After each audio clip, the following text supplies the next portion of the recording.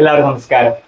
തേനീച്ച വളർത്തലിനെ പറ്റിയുള്ള അവസാനത്തെ എപ്പിസോഡാണിത്. പ്രിയപ്പെട്ട സാജൻ സാറിന്റെ ക്ലാസ് ഒരുപാട് ആളുകളിലേക്ക് എത്തിക്കാൻ സാധിച്ചു. അറക്കുളം പഞ്ചായത്തിലെ കൃഷി വകുപ്പ് സംഘടിപ്പിച്ച ഒരു ക്ലാസിന്റെ ഭാഗമായിട്ടാണ് ഞാൻ സാറിനെ പരിചയപ്പെടുന്നത്. അങ്ങനെ ഞാൻ സാറിനോട് ചോദിച്ചു വീഡിയോസ് എടുത്തോട്ടെ. അപ്പൊ സാർ പറഞ്ഞു വീഡിയോസ് എടുത്തോ, കുഴപ്പമില്ല.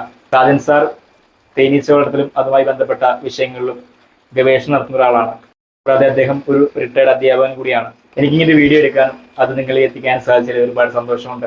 അതിനോട് സഹകരിച്ച സാജൻ സാറിന് പ്രത്യേകം നന്ദി രേഖപ്പെടുത്തിക്കൊണ്ട് അടുത്ത ക്ലാസ്സിലേക്ക് എടുക്കാം. നമ്മൾ അവിടെ പോയി നന്നായി നിരീക്ഷിക്കുക.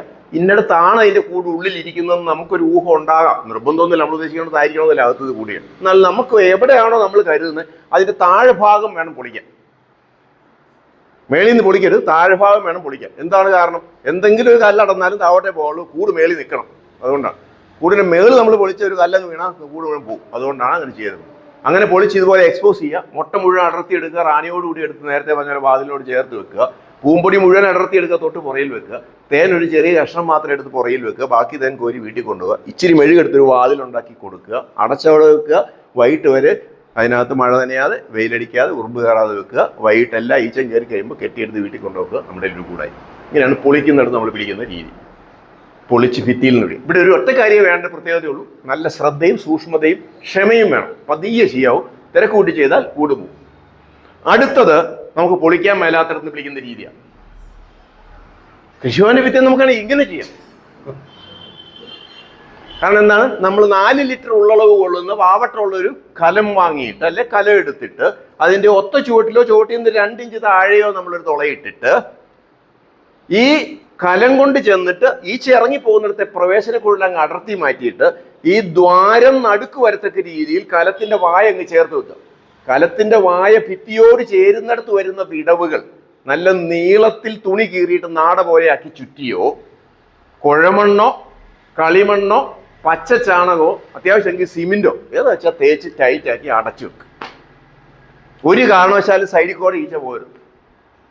നമ്മൾ കലത്തിന്റെ ചവിട്ടി കൊടുക്കുന്ന തുളയെ കൂടെ ഈച്ചേനെ വിടാവുള്ളൂ. അങ്ങനെ വന്നാൽ തേനും പൂമ്പൊടിയുമായി പ്രകൃതിയിൽ നിന്ന് വരുന്ന തേനീച്ച കലത്തിലേക്ക് കയറി കലത്തിലെ ഇരുട്ടിലൂടെ പറന്ന് ഭിത്തിയിലെത്തി ഭിത്തിയിലൂടെ കയറി വേണം അകത്തോട്ട് പോകാൻ.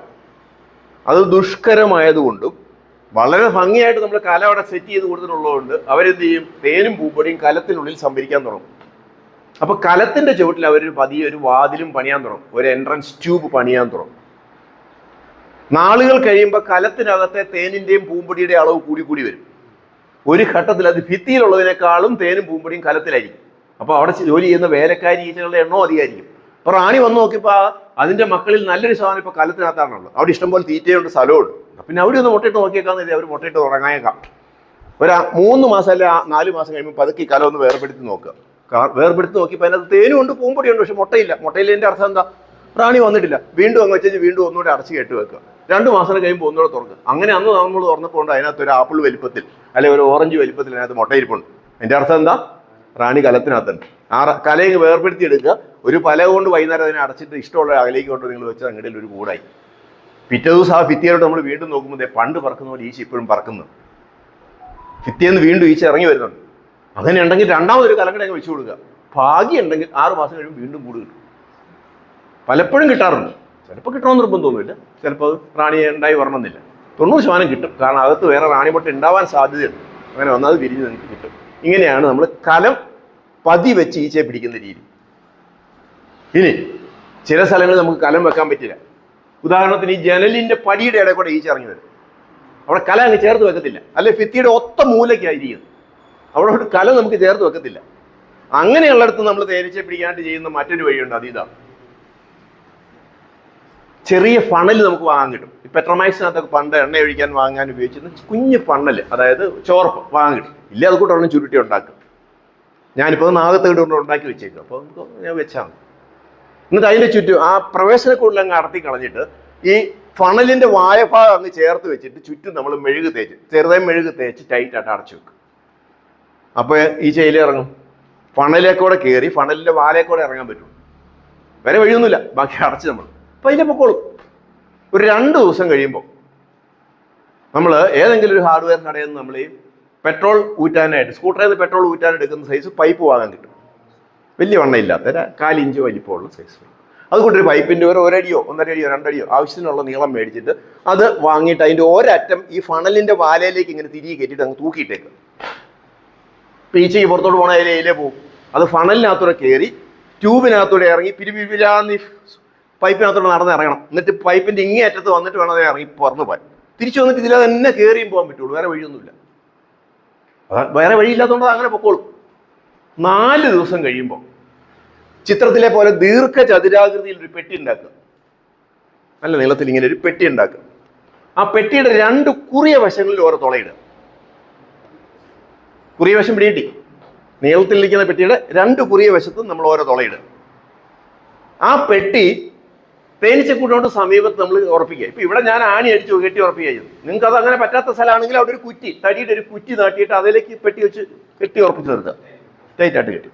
എന്നിട്ട് താഴേക്ക് തൂങ്ങി കിടക്കുന്ന പൈപ്പ് ഇങ്ങനെ എടുത്തിട്ട് അതിന്റെ ഫ്രീ ആയിട്ടുള്ള ഒരറ്റമുണ്ട്, മറ്റേത് ഫണല് വിരികി വെച്ചേക്കുക. മിച്ചം കിടക്കുന്ന ഫ്രീ ആയിട്ടുള്ള അറ്റം ഈ പെട്ടിയുടെ ഏത് ദ്വാരമാണോ തേനീച്ചക്കൂടിനോട് അടുത്തുള്ളത് ആ ദ്വാരത്തിലേക്ക് തിരികെ കയറ്റി അങ്ങ് വെക്കും.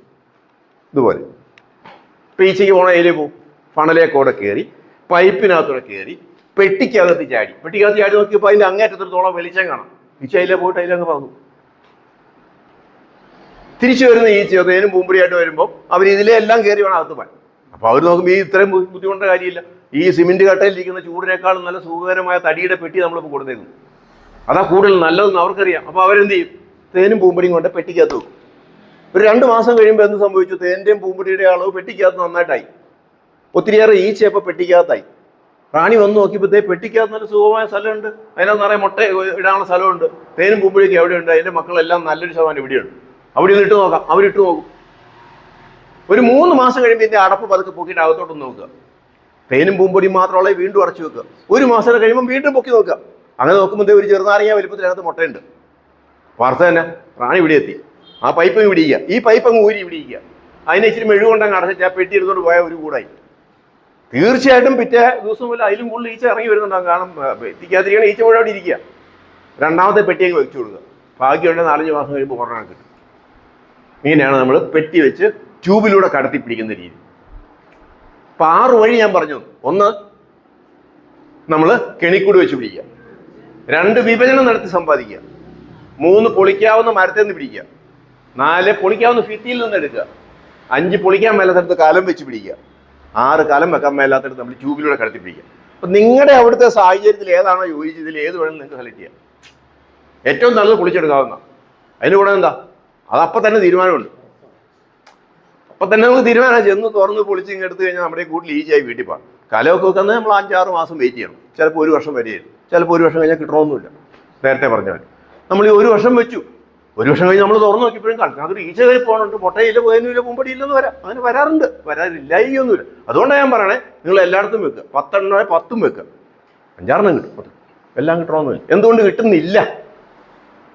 എന്തുകൊണ്ട്? നമ്മൾ കാലം വെച്ചു, 2 വർഷമായിട്ടും വെച്ചേക്കുക, ഇതുവരെ കിട്ടണമെന്നില്ല. കിട്ടാത്തതിന് കാരണമുണ്ട്. അത് ഈച്ചയ്ക്ക് അറിയത്തുള്ളൂ, നമുക്കറിയത്തില്ല. വിശകലനം ചെയ്താൽ നമുക്ക് ഊഹിക്കുക ഇന്നതായി. 1, കാലത്തെ വെയിലടിക്കുന്നുണ്ടാവും, ഈച്ച വരികയല്ല. അല്ല, നല്ല വെയിലാണ്, ചൂടാണ്, ഈച്ചയ്ക്ക് അറിയാം അവിടെ ഇരുന്നാൽ വീഴി പോകുന്നത്. അതുകൊണ്ട് അവർ വരികയല്ല. മഴ തന്നെ ഉണ്ടാവും. അപ്പോൾ അത് സുഖമല്ല, അതിനകത്ത് തീർപ്പടിക്കും, പ്രശ്നമാണെന്ന് അവർക്ക് തോന്നുന്നുണ്ടാവും. വരികയല്ല അവർ. കാലത്തിനകത്ത് എന്തെങ്കിലും ദുർഗം തൊട്ട് വരികയല്ല. ഇതൊന്നും വേണ്ട. ഭിത്തിക്കകത്ത് ഇനി ഇഷ്ടംപോലെ നല്ല സ്ഥലം പിന്നെ മിച്ചം കിടപ്പുണ്ട്, വലിയ പൊത്താകത്തെ. അങ്ങനെ വന്നാൽ ഈച്ച വരാൻ താമസിക്കും. പലപ്പോഴും അങ്ങനെ വരാറില്ല. കാരണം ഭിത്തിക്കകത്ത് ഇച്ചിരി സ്ഥലം കാണില്ല. ഇവരൊന്ന് കൂടെ ഉണ്ടാക്കിയും പോയി പിന്നെ അത് വ്യാപിപ്പിക്കാൻ സ്ഥലമില്ലാതെ വരുമ്പോൾ അവർ ഇരിക്കുന്നതുകൊണ്ടാണ് പെട്ടെന്ന് സെറ്റ് പിരിഞ്ഞു പോകും. അപ്പോൾ അത് ഏത് സാഹചര്യം ഉള്ളിലുള്ളത് നമുക്ക് അറിയത്തില്ലാത്തതുകൊണ്ട് അത് കിട്ടുമോ കിട്ടിയില്ലേ എന്നുള്ളത് നമ്മുടെ ഭാഗ്യത്തെ ആശ്രയിച്ച്. ഇപ്പോൾ ഈ 6 വഴിയിൽ ഏതിലും നിങ്ങൾക്ക് ഈച്ച പിടിക്കാം.